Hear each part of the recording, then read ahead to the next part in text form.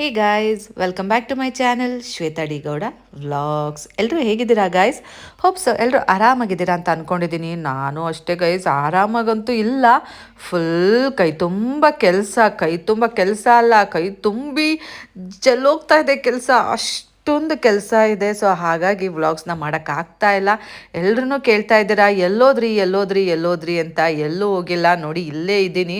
ಎಷ್ಟು ಕ್ರೌಡ್ ಇದೆ, ಈ ಕ್ರೌಡ್ನ ನಾನು ಮ್ಯಾನೇಜ್ ಮಾಡಬೇಕು. ಆ್ಯಂಡ್ ತುಂಬಾ ನೆಗೋಸಿಯೇಷನ್ಸ್ ಇರುತ್ತೆ.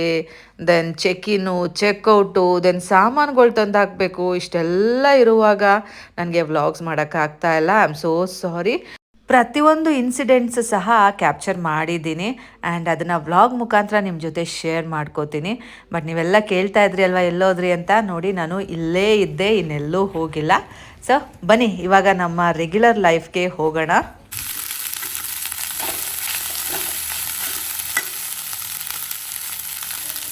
ಗೈಸ್, ಚಿಂಟುಗೆ ಪಲಾವ್ ಬಿಸಿ ಮಾಡ್ತಾ ಇದ್ದೀನಿ. ಹಸ್ಬೆಂಡ್ಗೆ ದೋಸೆ ಮಾಡಿದ್ದೆ, ಮತ್ತು ಏನದು ಬೆಲ್ಲದಲ್ಲಿ ಕೊಟ್ಟೆ, ಬೆಲ್ಲ ಮತ್ತು ಬಟಾರಲ್ಲಿ. ಸೊ ಅವನು ಆಲ್ರೆಡಿ ತಿನ್ಕೊಂಡು ಹೋದ. ಚಿಂಟುಗೆ ಪಲಾವ್.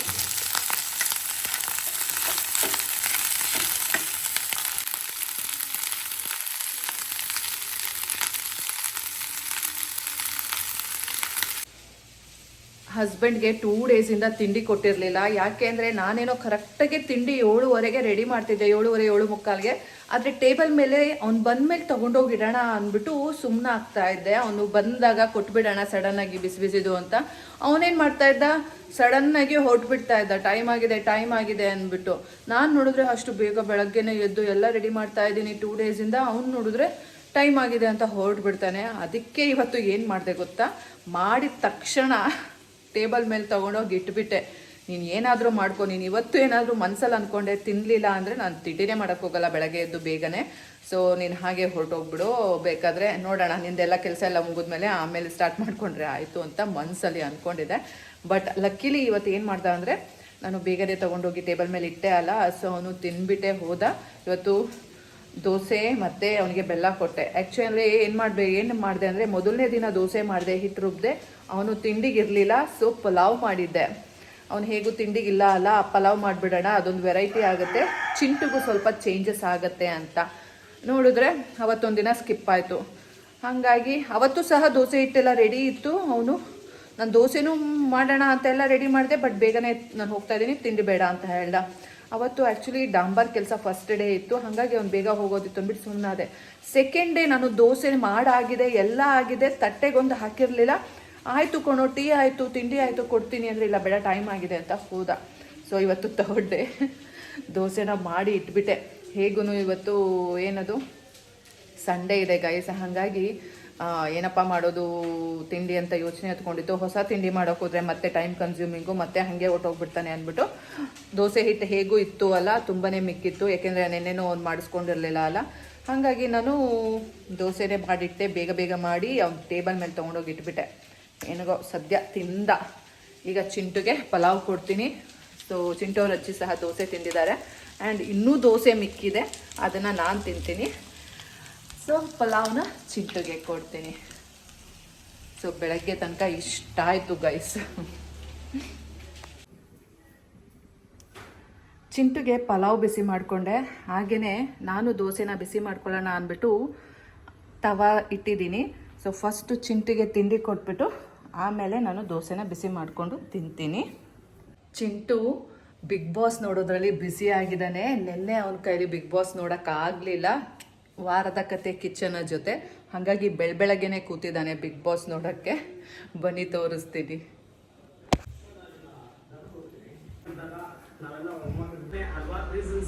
ಕಾವ್ ಏನು ಮಾಡ್ಕೊಂಡೆ ಗಾಯ? ಏನು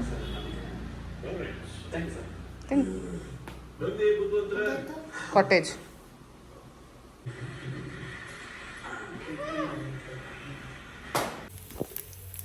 ಗೈಸ್, ದೋಸೆನ ಬಿಸಿ ಮಾಡಿಕೊಂಡು ಆಯಿತು. ಸೊ ಬನ್ನಿ ಇವಾಗ ಹೋಗಿ ತಿಂಡಿ ತಿನ್ನೋಣ.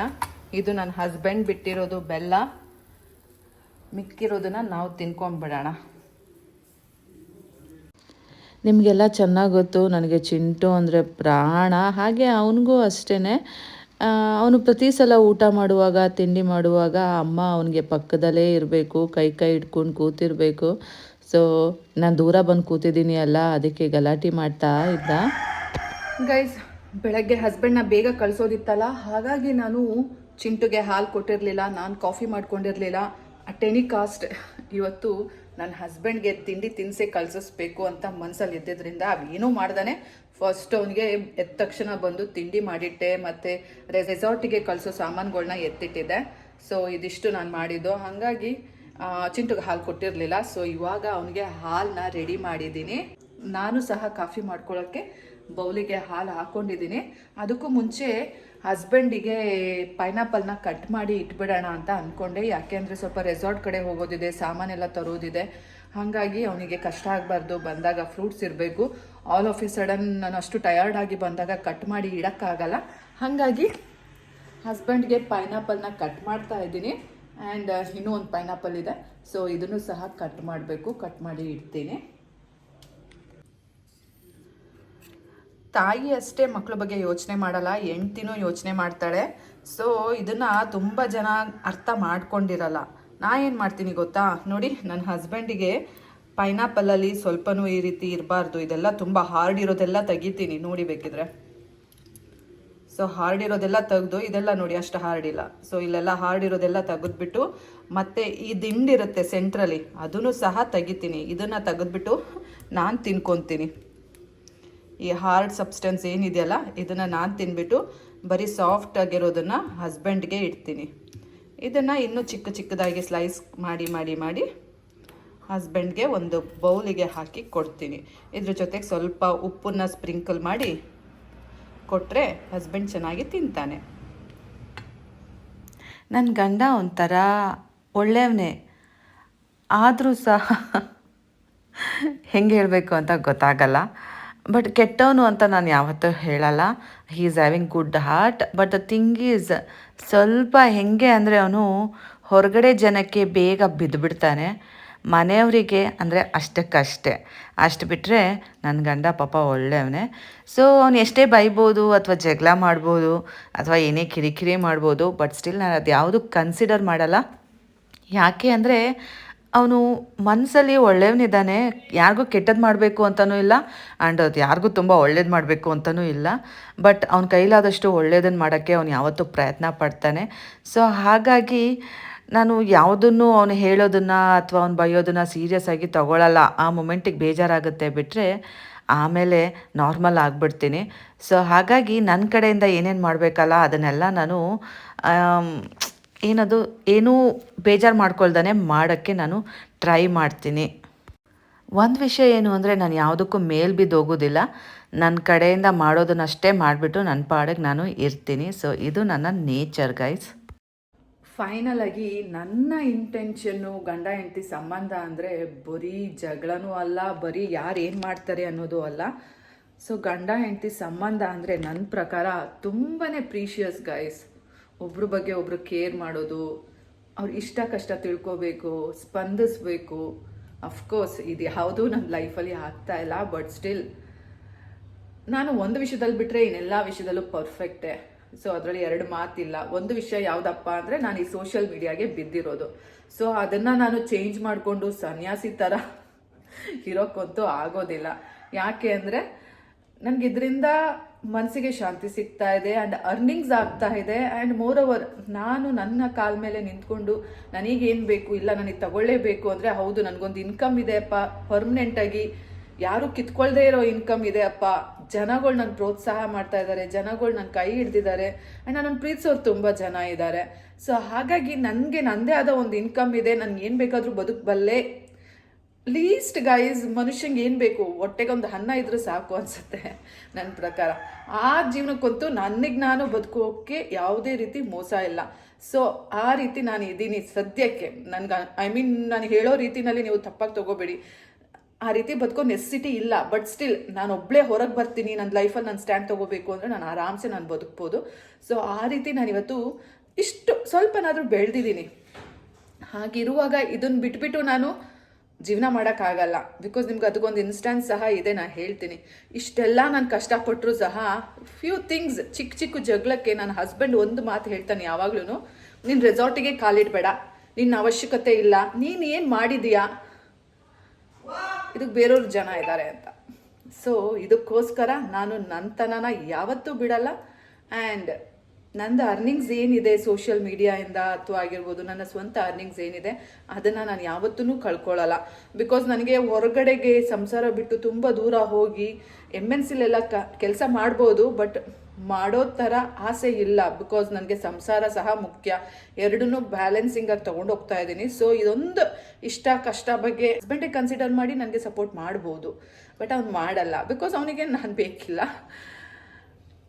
ಸ್ಪಷ್ಟವಾಗಿ ಹೇಳಬೇಕು ಅಂದರೆ. ಬಟ್ ನನಗೆ ಹಾಗಲ್ಲ, ನನಗೆ ಫ್ಯಾಮಿಲಿ ಬೇಕು, ನನ್ನ ಮಗನ ಭವಿಷ್ಯ ನೋಡಬೇಕು. ಆ್ಯಂಡ್ ಯಾರಿಗೂ ಅಂತೂ ಮೋಸವಂತೂ ಆಗ್ತಾ ಇಲ್ಲ, ನಮ್ಮ ಜೀವನ ನಾವು ಮಾಡ್ತಾ ಇದ್ದೀವಿ. ಸೊ ಅಡ್ಜಸ್ಟ್ ಮಾಡಿಕೊಂಡು ಹೋಗೋದ್ರಲ್ಲಿ ತಪ್ಪಿಲ್ಲ. ಸೊ ಅವ್ರವ್ರಿಗೆ ಏನೇನು ಬೇಕು, ಅವರ ಹೆಲ್ತಿಗಾಗಿರ್ಬೋದು ಅಥವಾ ನೀಡ್ಸ್ ಇರ್ಬೋದು, ಇದೆಲ್ಲ ಬೇಸಿಕ್ ಥಿಂಗ್ಸು. ಹಾಗಂದ್ಬಿಟ್ಟು ನಾನೇನು ತುಂಬ ಇದು ಮಾಡ್ತಾ ಇಲ್ಲ, ಪ್ಯಾಂಪರಿಂಗು ಮಾಡ್ತಾ ಇಲ್ಲ. ಸೊ ನನ್ನ ಕೈಲಿ ಆಗೋದನ್ನು ಮಾಡ್ತಿದ್ದೀನಿ ಅಷ್ಟೇ. ಸೊ ಹೀಗೆ ಇರಬೇಕು ಗೈಸ್. ಒಂದು ಹೌಸ್ ವೈಫು ಅಂದರೆ ಸ್ಯಾಕ್ರಿಫೈಸ್ ಮೇನ್ ಮೋಟೋ ಆಗಿರುತ್ತೆ. ಎಲ್ಲನೂ ಸ್ಯಾಕ್ರಿಫೈಸ್ ಮಾಡಿ ಬಿಡೋಕ್ಕಾಗಲ್ಲ. ಅಟ್ಲೀಸ್ಟ್ ಕೆಲವೊಂದು ವಿಷಯದಲ್ಲಿ ನಾವು ಸ್ಯಾಕ್ರಿಫೈಸ್ ಮಾಡ್ಕೊಂಡು ಜೀವನ ಮಾಡಿದ್ರೆ ಹೇಗೋ ಒಂದು ಲೈಫ್ ಟೈಮ್ ಚೆನ್ನಾಗಿರ್ಬೋದು. ಏನಂತೀರಾ? ಬನ್ನಿ ಕಟ್ ಮಾಡಿಬಿಟ್ಟು ಇಟ್ಬಿಟ್ಟು ಚಿಂಟುಗೆ ಹಾಲು ಕೊಟ್ಬಿಟ್ಟು ಬರೋಣ. ಏನಂತೀರಾ ಗೈಸ್? ನಿಜ ತಾನೇ? ಸೊ ಯಾರೂ ಸಹ ಹೆಣ್ಮಕ್ಳು ಕುಗ್ಗಬೇಡಿ, ಬೇಜಾರು ಮಾಡ್ಕೋಬೇಡಿ. ಎಲ್ರಿಗೂ ಅದರದ್ದೇ ಆದಂಥ ದಾರಿ ಇರುತ್ತೆ. ಸ್ವಲ್ಪ ಥಿಂಕ್ ಮಾಡಿ ಅದನ್ನು ಒಳ್ಳೆ ರೀತಿಯಲ್ಲಿ ಉಪಯೋಗಿಸ್ಕೊಳ್ಳಿ. ಆ್ಯಂಡ್ ಜಗಳ ಒಂದೇ ಸಲ್ಯೂಷನ್ ಅಲ್ಲ, ಜಗಳ ಆಡ್ಕೊಂಡು ಮನೆ ಬಿಟ್ಟು ಹೋಗೋದೇ ಒಂದು ಸಲ್ಯೂಷನ್ ಅಲ್ಲ. ಆ್ಯಂಡ್ ಮೋರ್ ಓವರ್ ಬ್ರೇಕಪ್ ಮಾಡ್ಕೊಳ್ಳೋದು ಸಲ್ಯೂಷನ್ ಅಲ್ಲ. ಬ್ರೇಕಪ್ ಮಾಡ್ಕೊಂಡವ್ರ ಜೀವನ ನಿಜಕ್ಕೂ ತುಂಬ ಕಷ್ಟ, ನೆನ್ಪಿಟ್ಕೊಳ್ಳಿ.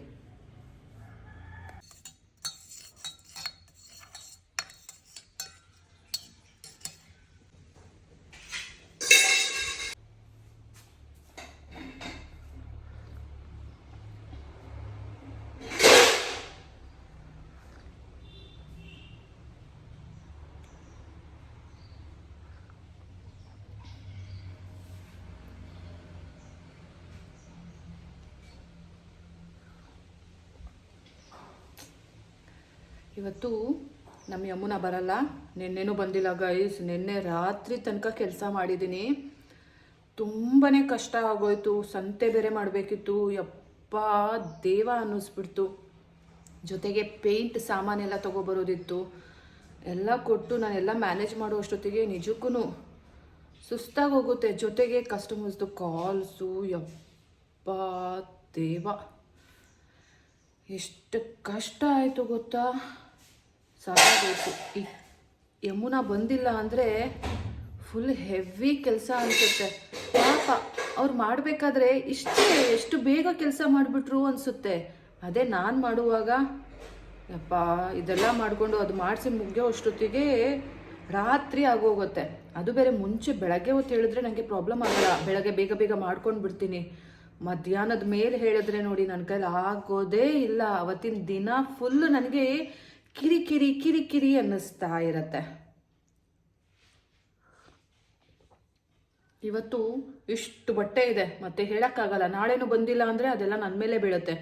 ಅದಕ್ಕೇ ಸ್ವಲ್ಪನೂ ಬಟ್ಟೆ ಇಡಲ್ಲ, ಎಲ್ಲ ಬೇಗ ಬೇಗ ವಾಶ್ ಮಾಡಿಟ್ಬಿಟ್ಟು ಮತ್ತು ಪಾತ್ರೆನ ವಾಶ್ ಮಾಡಿಟ್ಬಿಟ್ರೆ ನಂದು ಇವತ್ತಿಂದು ಮನೆ ಕೆಲಸ ಮುಗಿಯುತ್ತೆ. ಆ್ಯಂಡ್ ಅಕೌಂಟ್ಸ್ ಮೇಂಟೆನೆನ್ಸ್ ತುಂಬ ಇದೆ ಮಾಡಬೇಕು.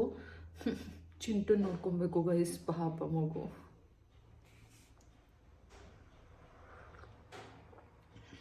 ಇನ್ನೇನು ಹತ್ತತ್ರ ಡಿಸೆಂಬರ್ ಹಾಲಿಡೇಸು, ಅದೇ ಕ್ರಿಸ್ಮಸ್ ಹಾಲಿಡೇಸ್ ಬಂದೇ ಬಿಡ್ತು. ಚಿಂಟುನ ಅಮ್ಮಮ್ಮ ಮನೆಗೆ ಹಾಕಬೇಕು, ನಮ್ಮ ಅಮ್ಮನ ಮನೆಗೆ ತೊಗೊಂಡೋಗಿ ಹಾಕ್ಬಿಟ್ಟು ಬರಬೇಕು. ಏನು ಮಾಡೋದು ಅನ್ನೋದೇ ಗೊತ್ತಾಗ್ತಾ ಇಲ್ಲ ಗೈಸ್. ಡಿಸೆಂಬರ್ ಮಂತಲ್ಲಂತೂ ಪ್ರತಿ ವೀಕು ಸಹ ನಮಗೆ ಫುಲ್ ಕ್ರೌಡ್ ಇರ್ತಾ ಇದೆ. ಹೆಂಗೆ ಮ್ಯಾನೇಜ್ ಮಾಡೋದು, ಎಲ್ಲಿ ಯಾವಾಗ ಬಿಟ್ಟು ಹೋಗೋದು ಅನ್ನೋದೇ ಗೊತ್ತಾಗ್ತಾ ಇಲ್ಲ.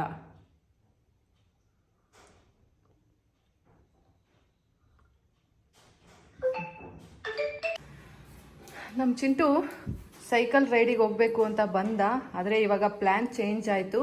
ನಾನು ಚಿಂಟು ಅಂಕೋಲಾಗೆ ಹೋಗಿ ಸ್ವಲ್ಪ ಸಾಮಾನು ತರೋದಿದೆ, ತಗೊಂಡು ಬರ್ತೀವಿ. ಬರ್ತೀಯಲ್ಲಮ್ಮ ಚಿನ್ನಮ್ಮ ಅಲ್ಲಿಟ್ಟು ಟಬ್ಬಿಗೆ ಹಾಕಮ್ಮ ತೊಗೊಂಡು ಹೋಗೋಕ್ಕಾಗತ್ತಾ? ನಾನು ಹಾಂ ಬರೀ ಅಕ್ಕಿ ಅಂಗಡಿಗೆ ಹೋಗಿ ಬರೋದಾದ್ರೂ ನಾನು ಸೈಕಲ್ ಇದೆ. ಇಲ್ಲ ಅಮ್ಮ, ಬರೀ ಅಕ್ಕಿ ಅಂಗಡಿ ಅಲ್ಲ, ಸಾಮಾನು ತರೋದಿದೆ. ಅದೇ ನೋಡಿದೆಯಲ್ಲ ಎಲ್ಲ ಸಾಮಾನು. ಏನು ಅಂಥ ಜಾಸ್ತಿ ಐಟಮ್ಸು ಇಲ್ಲ, ಬಟ್ ಅಕ್ಕಿನೇ ಮೇಜರ್ ಅಲ್ಲ. ಗೈಸ್ ರೆಡಿ ಆದರೆ ಹೊರಟಿದ್ದೀನಿ ಇವಾಗ ಸಾಮಾನು ತರೋಣ ಅಂತ. ಬನ್ನಿ ತಗೊಂಡು ಬಂದ್ಬಿಡೋಣ.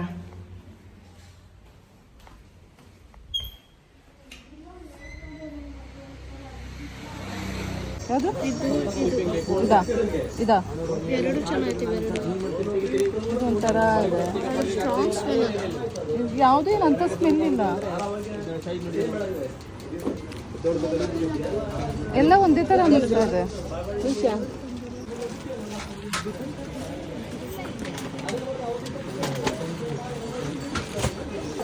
ಒಂದೆಷ್ಟು ದಿನ ಬರುತ್ತೆ ನೋಡಿ? ಫ್ಯಾನ್ ಚಾಲು ಮಾಡಿದ್ರೆ ಒಂದು 30 ದಿವಸ 15 ದಿವಸ ಬರ್ತದೆ.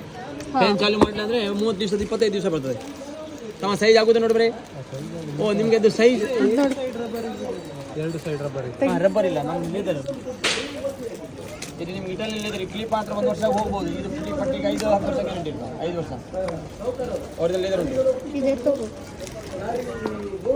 ಹೋಗ್ರೌಂಡ್ ಸೈನ್ಸ್ ಬಾಡಿ. ಸಣ್ಣ ಮೂಗ್ರ ಒಂದು ಕೊಡಿ. ಇದ್ರಲ್ಲಿ ಎಷ್ಟಿರುತ್ತೆ? ಒಂದೇ ಪೀಸು. ಎಷ್ಟು ರೂಪಾಯಿ ಇದು? ಚೆನ್ನಾಗಿತ್ತು. ಅಲ್ಲಿ ಯಾರಿಲ್ಲ, ಇಲ್ಲಿ ಯಾರಿಲ್ಲ. ಇದಾಕು ಮದುವೆಗೆ ಹೋಗ್ಯಾ ಅದೊಂದು 2 ಮೀಸ್ ತಡ್ರಿ. ಇದೇ ಚೆನ್ನಾಗಲ್ಲ. ಇದೆಷ್ಟು? ಚೆನ್ನಾಗಿದೆ. ನಮ್ಮದು ದುಬ್ಳಿಗೆ ಇದೆ ಅದು ಇದೆಲ್ಲ ಸೆಟ್ ಆಫ್ ಅಲ್ಲ, ತಗೊಳ್ಳಿ. ಸಂಜೆಗೆ ಓಪನ್ ಮಾಡ್ತಾರ, ಚೆನ್ನಾಗಿತ್ತು. ಆದ್ರೆ ಪಕ್ಕ ನಿಮ್ಗೆ ಬರೋಕೆ ಆಗುದಿಲ್ಲ. ಸಂಜೆ 6-7 ಗಂಟೆ ಬೇಕಾದ್ರೆ ಓಪನ್ ಮಾಡ್ತಾರ ಅವರು. ಬಿಲ್ ಮಾಡಿ. ಇದೇ ಇರಲಿ. ಇದು 4 ಡಬ್ಬಿ ತಗೊಳ್ಳೋದು. ಎಲ್ಲ ರೂಮ್ಗೂ ಒಂದೊಂದು ಬೇಕಲ್ಲ. 3, 6, 18. ಇದು 6 ರೂಮ್ ಆಯ್ತು. 3, 6 6 ಡಬ್ಬ ಬೇಕು. ಎಲ್ಲ ರೂಮ್ 18 ರೂಮ್. ಡಬ್ಬ ಹಾಕಿದ್ರು ಸಾಕು. ಎಷ್ಟು ಫುಲ್ ಆಗ್ತಿ ಇದು? ಒಂದೊಂದು ಡಬ್ಬ. ಇದ್ರಲ್ಲಿ 3 ಇದೆ. ಹಾ 2 ತಗೊಂಡ್ರೆ ಆಯ್ತು. ಕಾಟೇಜ್ 2 ತಗೊಂಡ್ರೆ 6 ಆಯ್ತು. ನಮ್ದಿರೋದು 20 ರೂಮು. 20 ರೂಮಿಗೆ ಎಷ್ಟು ಬೇಕು? 20 ಡಿವೈಡೆಡ್ ಬೈ 3. ಅದನ್ನೇ ಹೇಳಿದ್ದ 6 ತಗೋಬೇಕು ಅಂತ. ನನಗೇನೆ ಉಲ್ಟಾ ಓಡಿಸ್ತೀಯ ಮ್ಯಾಥಮೆಟಿಕ್ಸ್ನ. ಆಯ್ತು ತಗೋ. ಇದು 7 ಕೊಡಿ. ಇದು ಬೈ 2 get 1 ಇದಲ್ಲ? ಹೌದು. ಎಷ್ಟು ಬೇಕು ಇದು? ಮತ್ತೊಂದು ಬೈ 2 get 1 ಅಂದ್ರೆ 3 ಬಾಕ್ಸ್ ಕೊಡಿ ಸಾಕು. 3 ಬೇಡ, 4 ಕೊಡಿ. ಇದಾಗುದು ಸೈಜ್ ಆಗ್ತದೆ ನೋಡು. ಹಿಂಗೆ ಮಾತಾಡ್ತೀನಿ ನೋಡು. ನೋಡಾಯ್ತು.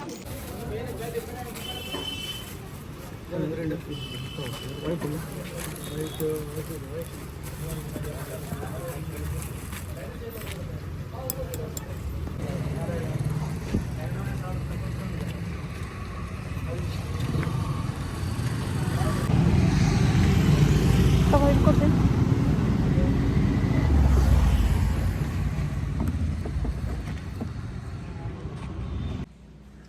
ಇವಾಗ ಟೈಮ್ ಬಂದು 12:30 ಗೈಸ್. ಬನ್ನಿ ಬಟ್ಟೆ ಒಗೆಯೋಣ. ತುಂಬ ಕೆಲಸ ಇದೆ ಗೈಸ್. ಇನ್ನು ನಾನಂತೂ ಸಾರು ಮಾಡೋಕ್ಕೆ ಹೋಗಿಲ್ಲ. ಹೇಗೂ ಚಿಂಟು ಅವ್ರ ಅಜ್ಜಿ ಸಾರು ಮಾಡ್ತಾರೆ ಅಲ್ಲ, ಸೊ ಅದನ್ನೇ ನನ್ನ ಮಗನಿಗೆ ಪೂಸಿ ಹೊಡೆದು ತಿನ್ನಿಸ್ತೀನಿ. ಸೊ ಈಗ ನಾನು ಬಟ್ಟೆ ವಾಶ್ ಮಾಡಿ ಪಾತ್ರೆ ಬೆಳಗ್ಬಿಟ್ಟು ಬರಬೇಕು. ಸೊ ಸ್ವಲ್ಪ ಎನರ್ಜಿಗೆ ಒಂದು ಸ್ವೀಟ್ ತಿನ್ನೋಣ.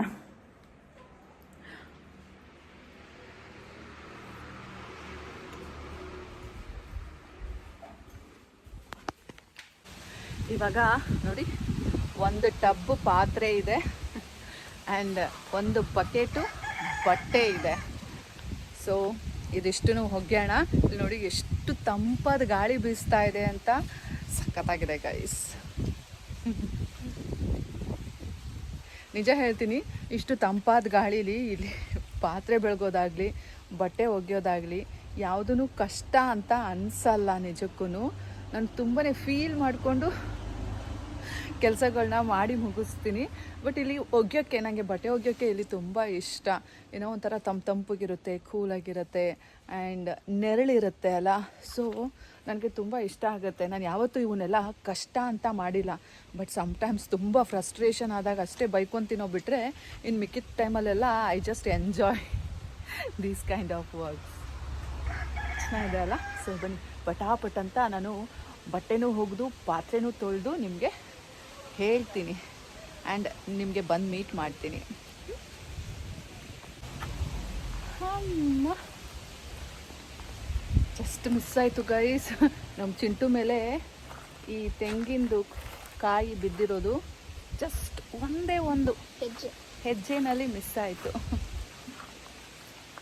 ಇಷ್ಟೆಲ್ಲ ಬಟ್ಟೆ ಹೋಗ್ತಿದ್ದೀನಿ ಗೈಸ್, ತೋರಿಸ್ತೀನಿ ಬನ್ನಿ ನೋಡಿ. ಖುಷಪ್ಪ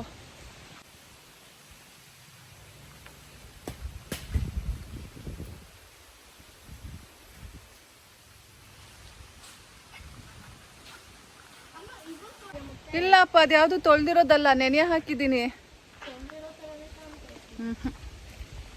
ಯಾವುದು ತೊಳೆದಿಲ್ಲ ಇನ್ನು. ಸದ್ಯಕ್ಕೆ ಬಟ್ಟೆ ಒಗ್ದಾಗಿದೆ. ಬಾ, ಆಮೇಲೆ ಊಟ ಮಾಡಿಬಿಟ್ಟು ಪಾತ್ರೆ ತೊಳೆಯೋಣ. ಬಾ, ಟೈಮ್ ಆಯಿತು, 2 ಗಂಟೆ ಆಯಿತು. ಹಾಂ ಬಾ.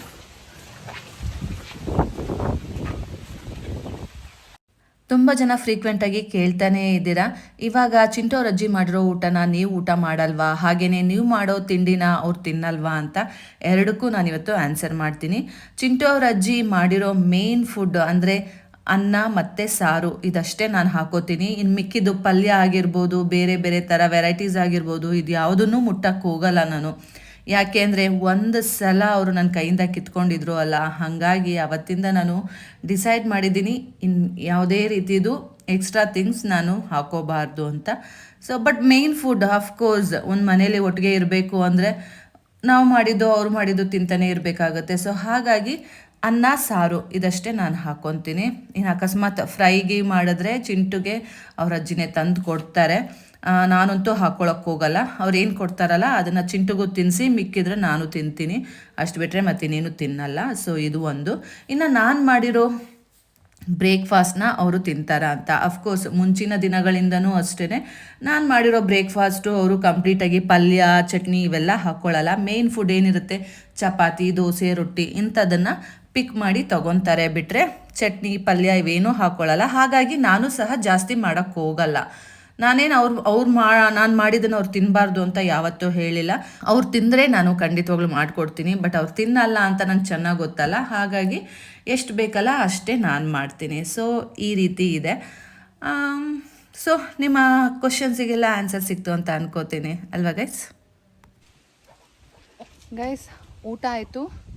ಚಿಂಟುನ ಸ್ನಾನ ಮಾಡ್ಕೊ ಅಂತ ಹೇಳಿ ಕಳಿಸಿ ನಾನು ಪಾತ್ರೆ ತೊಳೆಯೋಣ ಅಂದ್ಬಿಟ್ಟು ಬಂದಿದ್ದೀನಿ. ಸೊಂಟ ಎಲ್ಲ ಬಿದ್ದೋಗಿದೆ ಗೈಸ್. ನೆನ್ನೆ ಸಂಜೆ ರಾತ್ರಿ ತನಕನೂ ಇದೇ ಕೆಲಸ, ಪಾತ್ರೆ ಬಟ್ಟೆ ಅಂತ ಉಜ್ಕೊಂಡು ಕೂತಿದ್ನ. ಈಗ ಮತ್ತೆ ಅದೇ ಕೆಲಸ, ಹಾಗಾಗಿ ಬೊಗ್ಗಿ ಸೊಂಟ ನೋವು ಕಾಣಿಸ್ಕೊಂಡ್ಬಿಟ್ಟಿದೆ. ಸೊ ಎಷ್ಟು ಪಾತ್ರೆ ಇದೆ, ಒಂದು ಟಬ್ ಪಾತ್ರೆ. ಇದನ್ನು ಈಗ ಬೆಳಗಬೇಕು. ತಂಪಾಗೇನೋ ಗಾಳಿ ಬೀಸ್ತಾ ಇದೆ. ಹಾಗೆ ನಿಜ ಹೇಳ್ತೀನಿ, ಈಗ ಕಣ್ಣು ಮುಚ್ಚಿದ್ರೆ ಒಳ್ಳೆ ನಿದ್ದೆ ಬರುತ್ತೆ, ಆದರೆ ಕಣ್ಣು ಮುಚ್ಚೋಷ್ಟು ಟೈಮ್ ಇಲ್ಲ. ಇದನ್ನೆಲ್ಲ ಪಾತ್ರೆ ತೊಳೆದ್ಬಿಟ್ಟು ನಾನು ರೂಮ್ ಕಸ ಗುಡಿಸಿ ರೂಮ್ ಒರೆಸ್ಬೇಕು.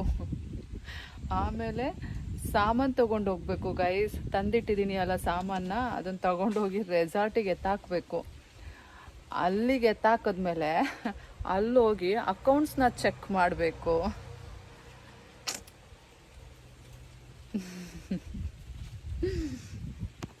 ಆಮೇಲೆ ಮತ್ತೆ ಅಷ್ಟರಲ್ಲಿ ಸ್ಟಾರ್ಟ್ ಆಗುತ್ತೆ ಅವತ್ತಿನ ಡೇ. ಈವ್ನಿಂಗ್ ಆಗಿರುತ್ತೆ, ನೈಟ್ ಆಗಿರುತ್ತೆ. ಸೊ ಜನಗಳು ಬರೋಕ್ಕೆ ಸ್ಟಾರ್ಟ್ ಆಗಿರ್ತಾರೆ. ಸೊ ಅಲ್ಲಿ ಮತ್ತೆ ಅಡಿಷನಲ್ ಆಗಿ ಏನೇನಾದರೂ ಕೆಲಸ ಬಂದ್ಬಿಡುತ್ತೆ. ಮತ್ತೆ ಮನೆಗೆ ಬರೋ ಅಷ್ಟೊತ್ತಿಗೆ ಲೇಟ್ ನೈಟ್ ಆಗುತ್ತೆ. ಮತ್ತೆ ಬಿತ್ಕೋ ಮತ್ತೆ ಎದ್ದೋಳು. ನಾಳೆ ಏನು ತಿಂಡಿ ಮಾಡೋದು? ನಾಳೆ ನಾನು ಗೋ ನೋಡಿ ಗೈಸ್, ಬೆಕ್ಕು ಬಂದಿದೆ. ಹೋಗು, ಏನಿಲ್ಲ, ಮಿಕ್ಕಿರೋದು ಹೋಗು ಗೋ. ನಾ ಅದಕ್ಕೆ ವಾಟರ್ ಎರ್ಚಿದ್ದೆ ಗೈಸ್, ಮಂತ್ರ ಹಾಕಿದ್ದೆ. ಈಗಲೂ ಹಾಕೋಣ. ನಾ ಹೆಂಗೆ ಓಡಿಸ್ತೀನಿ ಗೊತ್ತಾ ಕೋಳಿಗಳನ್ನ ಮತ್ತು ಇವನ್ನೆಲ್ಲ. ಮತ್ತೆ ಬರಬಾರ್ದು.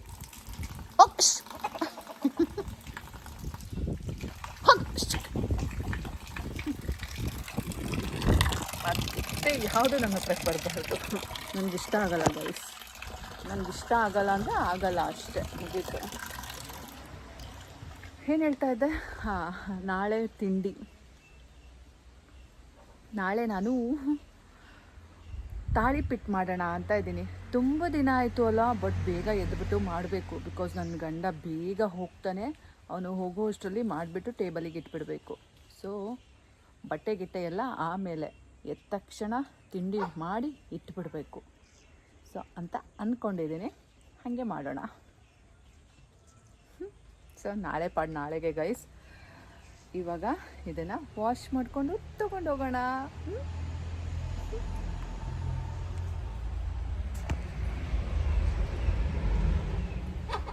ಈ ಟೀ ಶರ್ಟ್ ಯಾವಾಗ್ಲೂ ಗೊತ್ತಾ ಗೈಸ್, ನಮ್ಮ ಚಿಂಟು ಹೊಟ್ಟೆ ಒಳಗಿದ್ದಾಗ ತಗೊಂಡಿದ್ದು.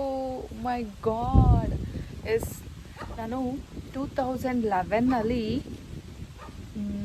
ಕನ್ಸೀವ್ ಆದೆ ಅಲ್ಲ, ಆ ಟೈಮಲ್ಲಿ ಆಫೀಸಿಗೆ ಹೋಗೋಕ್ಕೆ ಚಳಿ ಆಗತ್ತೆ, ಸ್ವೆಟರ್ ಥರನೂ ಇರಬೇಕು, ಟೀ ಶರ್ಟ್ಸು ಆಗಿರಬೇಕು ಅಂದ್ಬಿಟ್ಟು ಈ ರೀತಿ ಸ್ವೆಟ್ ಟೀ ಶರ್ಟ್ಸ್ನ ತಗೊಂಡಿದ್ದೆ 2011. ಎಷ್ಟು ಚೆನ್ನಾಗಿದೆ ನೋಡಿ. ನಾನು ಆವಾಗಲೂ ಹೀಗೆ ಇದ್ದೆ, ಈಗಲೂ ಹೀಗೆ ಇದ್ದೀನಿ. ಸೊ ಆವಾಗ ಬಟ್ ತೂಕ ವೈಸ್ ನಾನು 72 ಹಿಂಗೆ ಬರ್ತಾ ಇದ್ದೆ. ಬಟ್ ಇವಾಗ 79 ಇದ್ದೀನಿ. ಬಟ್ ದ ಶೇಪ್ ಹಾಗೇ ಇದೆ. ಶೇಪಲ್ಲೆಲ್ಲೂ ಕಾಂಪ್ರಮೈಸ್ ಮಾಡ್ಕೊಂಡಿಲ್ಲ. ಆವಾಗಲೂ ಶೇಪ್ ಹೀಗೆ ಇದ್ದೆ, ಈಗಲೂ ಶೇಪ್ ಹೀಗೆ ಇದ್ದೀನಿ. ಎಲ್ಲ ಅಲ್ಪ ಸ್ವಲ್ಪ ಹಿಂಗೆ ವೇರಿಯೇಷನ್ಸ್ ಆಗಿದೆ ಅಷ್ಟೆ.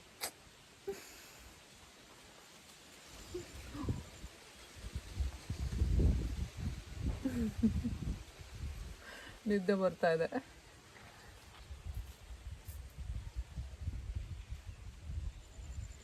ಸೊ ಬನ್ನಿ ಕೆಲಸ ಮಾಡೋಣ. ಸೊ ಏನೋ ಹೇಳ್ತಾರಲ್ಲ, ಕಾಯಕವೇ ಕೈಲಾಸ ಅಂತ. ಸೊ ನಮ್ಮ ಕೈಲಾಸ ಇಲ್ಲಿದೆ. ಸೊ ಆ ಕೈಲಾಸದ ಕೆಲಸನ ಮಾಡಿ ಮುಗಿಸ್ಬಿಡೋಣ. ಬನ್ನಿ. ಆ ಬೆಕ್ಕನ್ನ ಓಡಿಸಿದ್ರು ಸಹ ಇಲ್ಲೇ ಬಂದಿದೆ. ಇಲ್ಲೇ ಕೋಳಿ ಇದೆ, ಇಲ್ಲೇ ನಮ್ಮ ಪಾತ್ರೆ ಬಿಡ್ತಾ ಇದ್ದೀನಿ. ಹಿಂಗೆ ಗೈಸ್, ನೇಚರ್ ಮಧ್ಯೆ ಕೆಲಸ ಮಾಡೋದು ಅಂತಾರಲ್ಲ, ಇದನ್ನೇ ಅಲ್ವಾ.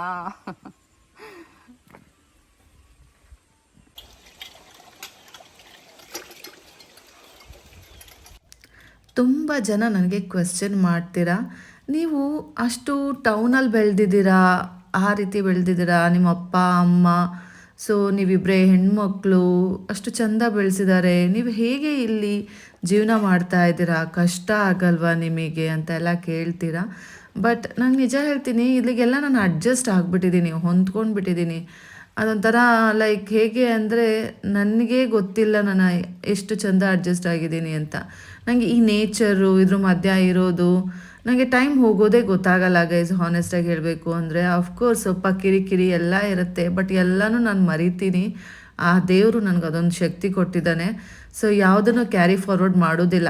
ನನಗಿವತ್ತು ತುಂಬಾ ದುಃಖ ಕೊಟ್ಟಿದ್ರೂ ಸಹ ನಾಳೆ ದಿನ ಬಂದು ಮಾತಾಡಿದ್ರೆ ನಾನು ಈಸಿಯಾಗಿ ಮಾತಾಡ್ತೀನಿ. ನಾನು ಅದನ್ನೇ ಏನದು ಹಿಂದಿನ ದಿನ ನೀವು ನನಗೆ ಹಿಂಗೆ ಮಾಡಿದ್ರಿ ಅಂತ ನಾನು ಅದನ್ನು ಕೆದ್ಕೋದು ಇಲ್ಲ, ಆ್ಯಂಡ್ ಅದನ್ನು ಅವ್ರಿಗೆ ಮನಸ್ಸಿಗೆ ನೋವು ಸಹ ಮಾಡೋದಿಲ್ಲ. ಏನೂ ಆಗೇ ಇಲ್ವೇನೋ ಅನ್ನೋ ರೀತಿಯಲ್ಲಿ ನಾನು ಚೆನ್ನಾಗಿ ಮಾತಾಡಿಸ್ತೀನಿ. ಸೊ ಇದೊಂದು ಒಳ್ಳೆಯ ಗುಣ ಅಂತಲೂ ಹೇಳ್ಬೋದು, ಆ ದೇವ್ರು ನನಗೆ ಕೊಟ್ಟಿರೋ ವರ ಅಂತಲೂ ಹೇಳ್ಬೋದು. ಸೊ ಇದರಿಂದನೇ ನಾನು ಮೋಸ್ಟ್ ಪ್ರಾಬ್ಲಿ ನನ್ನ ಲೈಫು ಇಷ್ಟು ಸ್ಮೂತಾಗಿ ಹೋಗ್ತಾ ಇದೆ ಅಂತಲೂ ಹೇಳ್ಬೋದು. ಹಾಗಾಗಿ ನಾನು ಎಲ್ಲದೂ ಅಡ್ಜಸ್ಟ್ ಮಾಡ್ಕೊಂಡು ಹೋಗ್ತೀನಿ. ಬಟ್ ನನಗೆ ಯಾವತ್ತೂ ಅನಿಸಿಲ್ಲ ನನಗೆ ಇದೇ ಬೇಕು ಅದೇ ಬೇಕು, ಆ ರೀತಿ ಇದ್ರೇ ಜೀವನ ಮಾಡಬೇಕು ಅಂತ. ಬಟ್ ದ ಥಿಂಗ್ ಈಸ್, ಇತ್ತೀಚಿನ ದಿನಗಳಲ್ಲಿ ನಿಮಗೆ ಗೊತ್ತಿರೋ ಹಾಗೆ ನಾವು ಸಹ ಸರ್ವಿಸ್ ಇಂಡಸ್ಟ್ರಿನಲ್ಲಿರೋದ್ರಿಂದ ತುಂಬ ಜನ ಕಪಲ್ಸ್ನ ನಾನು ರೆಗ್ಯುಲರಾಗಿ ನೋಡ್ತಾ ಇರ್ತೀನಿ. ಬಟ್ ಎಲ್ಲರೂ ಸಹ ಇನ್ ಆ್ಯಂಡ್ ಔಟ್ ಅವ್ರು ಹೇಗಿರ್ತಾರೆ ಅನ್ನೋದು ಗೊತ್ತಿಲ್ಲ. ಬಟ್ ಔಟ್ಸೈಡ್ ಬಂದಾಗ ತುಂಬ ಹ್ಯಾಪಿಯಾಗಿ ಜಾಲಿಯಾಗಿ ಇರ್ತಾರೆ. ಸೊ ಇದನ್ನೆಲ್ಲ ನೋಡಿದಾಗ ನನಗೂ ಅನಿಸುತ್ತೆ, ಯಾಕೆ ನನ್ನ ಗಂಡ ಈ ರೀತಿ ಅಂತ ಕ್ವಶನ್ ಮಾರ್ಕ್ ಆಗುತ್ತೆ. ಬಟ್ ಅವ್ನ ನೇಚರೇ ಅದು ಅಂತಲೂ ನನಗೆ ಅರ್ಥ ಆಗಿದೆ. ಹಾಗಾಗಿ ನಾನು ಅದೇನೋ ಕೇಳೋಕ್ಕೂ ಹೋಗಲ್ಲ. ಬಟ್ ಸ್ಟಿಲ್ ನನ್ನ ಗಂಡ ಎಲ್ಲೋ ಒಂದು ಕಡೆ ಚೇಂಜ್ ಆಗ್ಬೋದೇನೋ, ಆಗೋಕ್ಕೆ ಚಾನ್ಸಸ್ ಇದೆ, ಆದರೆ ಒಳ್ಳೆಯದು ಅಂತ ತುಂಬ ಸಲ ಅನಿಸುತ್ತೆ. ಬಟ್ ಇವ್ರು ಎಷ್ಟರ ಮಟ್ಟಿಗೆ ಆಗುತ್ತೆ ಅನ್ನೋದು ನನಗೆ ಗೊತ್ತಿಲ್ಲ. ಎಕ್ಸ್ಪೆಕ್ಟೇಷನ್ಸ್ನ ಇಟ್ಕೊಂಡು ಜೀವನ ಮಾಡಿದ್ರೆ ಖಂಡಿತವಾಗ್ಲೂ ಹರ್ಟ್ ಆಗುತ್ತೆ. ಹಾಗಾಗಿ ಆಸೆ ಆ ಮೊಮೆಂಟಿಗೆ ಬರುತ್ತೆ, ಆ ಮೊಮೆಂಟಿಗೆ ಹೋಗುತ್ತೆ. ಬಿಟ್ಟರೆ ನಾನು ಅದೇ ಬೇಕು ಇದೇ ಬೇಕು ಆ ರೀತಿನೇ ಆಗಬೇಕು ಈ ರೀತಿನೇ ಆಗಬೇಕು ಅಂದ್ಬಿಟ್ಟು ಯಾವುದೂ ಸಹ ಫಿಕ್ಸ್ ಆಗಿ ಕೂತ್ಕೊಳ್ಳಲ್ಲ. ಸೊ ಹಾಗಾಗಿ ನನ್ನ ಲೈಫು ಇಷ್ಟು ಸ್ಮೂತಾಗಿ ಹೋಗ್ತಾ ಇದೆ. ನನಗೆ ಕಷ್ಟ ಬಂದಾಗ ಆಗಿರೋದು ನನ್ನ ಗಂಡ, ಅದು ಬಿಟ್ಟು ಬೇರೆಯವ್ರಿಗೆ ಯಾರೂ ಆಗಿಲ್ಲ. ಸೊ ಹಾಗಾಗಿ ಕಷ್ಟ ಇರಲಿ ಸುಖ ಇರಲಿ ನಾನು ನನ್ನ ಗಂಡನೇ ಬೆಸ್ಟ್ ಅಂತ ಯಾವತ್ತೂ ಹೇಳೋದು. ಆ್ಯಂಡ್ ಇವತ್ತಿನ ನನ್ನ ರೆಸಲ್ಯೂಷನ್ ಈ ಇಯರ್ಗೆ ಏನಿಲ್ಲಪ್ಪ ಅಂದರೆ, ಕಷ್ಟ ಬರಲಿ ಸುಖ ಬರಲಿ ನನ್ನ ಗಂಡನ ಜೊತೆನೇ ಇರೋದು. ನನ್ನ ಗಂಡಂಗೆ ಕಷ್ಟ ಕೊಟ್ಟು ನಾನು ಜೀವನ ಮಾಡೋಕ್ಕೆ ಇಷ್ಟಪಡಲ್ಲ. ನನಗೆ ಕಷ್ಟ ಆದರೂ ಪರವಾಗಿಲ್ಲ, ನನ್ನ ಗಂಡ ಚೆನ್ನಾಗಿರಲಿ ಅನ್ನೋದೇ ನನ್ನ ರೆಸಲ್ಯೂಷನ್ನು. ಸೊ ಹೀಗೆ ಇರ್ತೀನಿ, ಮುಂದಕ್ಕೂ ಸಹ ಹೀಗೆ ಇರ್ತೀನಿ. ಸೊ ಅಷ್ಟು ಹೇಳ್ತಾ ಇವತ್ತಿನ ವ್ಲಾಗ್ನ ಮುಗಿಸ್ತಾ ಇದ್ದೀನಿ ಗೈಸ್. ಆ್ಯಂಡ್ ಕೆಲಸ ಸಹ ಮುಗೀತು, ಪಾತ್ರೆ ತೊಗೊಂಡು ಒಳಗಡೆ ಹೋಗ್ತಾ ಇದ್ದೀನಿ. ನಿಮಗೆ ಮತ್ತೆ ಸಿಗ್ತೀನಿ ಮುಂದಿನ ವ್ಲಾಗಲ್ಲಿ. ಅಲ್ಲಿ ತನಕ take care, bye, love you all guys, enjoy.